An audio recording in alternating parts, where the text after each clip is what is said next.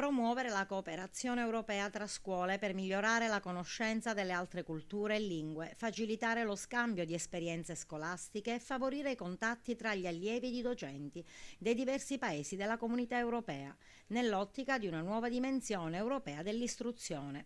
Questi alcuni degli obiettivi del progetto Comenius, promosso dal primo circolo didattico Garibaldi di Raffadali, che per una settimana ospiterà le delegazioni di alcune scuole provenienti dalla Spagna, Grecia, Turchia e Polonia. È un momento bellissimo di confronto culturale anche delle nostre tradizioni locali e lo studio particolare che abbiamo fatto insieme a loro è quello dei sistemi scolastici europei a confronto e ci siamo soffermati particolarmente riguardo l'educazione alimentare.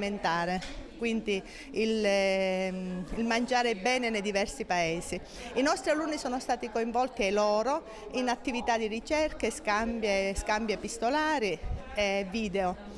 E niente, speriamo di passare bene questa settimana, è partita bene alla grande, oggi abbiamo fatto l'accoglienza a scuola, sono entusiasti, i bambini molto contenti e andranno via venerdì. Cosa avete presentato come istituto voi? Che tipo di attività svolgete?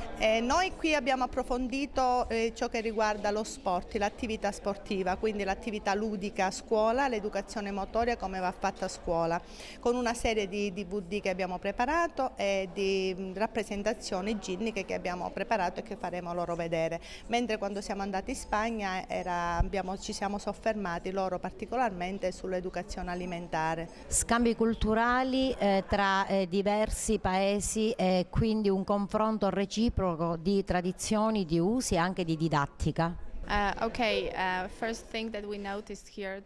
Siamo molto caldi come persone e tutti hanno voglia di lavorare e questo per loro è la prima volta che vengono in Sicilia e hanno trovato un ambiente veramente caldo e affettuoso. È molto importante perché dopo ogni visita loro portano sempre qualcosa di nuovo nella loro terra e quindi mettono in campo quello che hanno appreso di nuovo negli altri paesi.